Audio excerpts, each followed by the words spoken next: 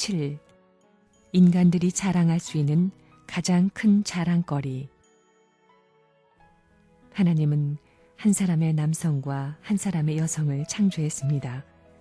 그리고 완성한 상태에 이른 후에야 그들로 하여금 하늘적인 결혼 생활을 하게 하고 한 쌍의 하늘적인 부부로 세우려고 하셨습니다.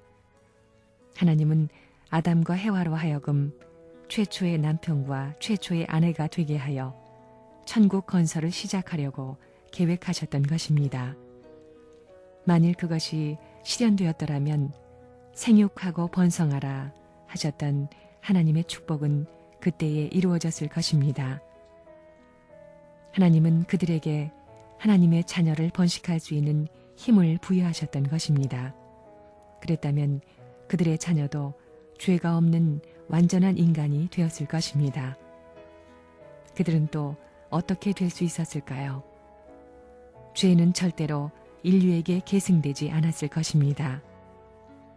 그러한 자녀를 둠으로써 아담과 해와는 하나님을 중심한 참 아버지와 참 어머니가 되어 인류의 참 부모가 되었을 것입니다.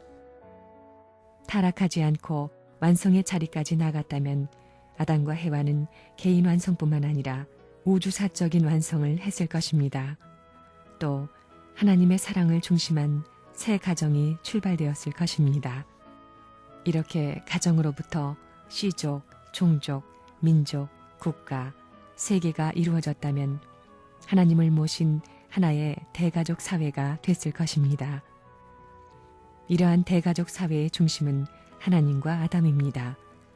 그래서 그 세계에서는 하나님을 중심한 아담 가정의 생활이나 일생의 노정이 역사적 전통으로 남습니다. 그의 생활 방식, 풍습, 관습, 그리고 생활적인 배경이 역사적 전통이 되는 것입니다. 그것은 하나님의 사랑으로 얽혀진 전통이 아닐 수 없습니다. 하나님의 사랑은 생명의 근원이요 모든 이상의 원천이기에 그 품을 떠나려 해도 떠날 수 없고 떠난다 해도 다시 돌아올 수밖에 없습니다.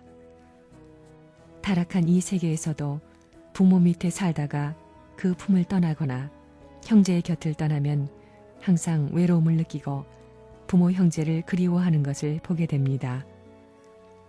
이와 같이 생명과 이상의 주체이신 하나님의 사랑으로 엉켜 있다면 그 품을 떠날 수 없는 것입니다. 떠나면 외로워지고 슬퍼져 기쁨이 있을 수 없으니 하나님의 사랑권 안에서 하나 될 수밖에 없다는 것입니다. 그러한 자리에서 인간들이 자랑할 것이 있다면 첫째는 하나님은 내 아버지라는 것이요. 둘째는 자기들은 하나님의 사랑을 받을 수 있는 아들, 딸이라는 것이요. 셋째는 자기들은 하나님이 창조한 우주의 상속자라는 것일 것입니다. 오늘날 세상 사람들은 부잣집 사위만 되어도 크게 자랑합니다. 그런데 하나님이 내 아버지이시고 그 아버지의 사랑을 완전히 받을 수 있다면 그 이상 더 큰 자랑거리가 어디 있겠습니까? 아담과 해와가 하나님을 중심한 이상 가정을 이루었더라면 하나님의 뜻은 성취되었을 것이고 아담 가정은 위로는 하나님을 아버지로 모시고 아래로는 인류 조상의 입장에서 하나의 결합된 사랑의 기점을 마련할 수 있는 가정이 되었을 것입니다. 그 가정은 하나님이 창조한 아담과 해와의 이상의 완성을 위해 사랑에 결합함으로써 일체를 이룰 수 있는 터전이 되었을 것입니다.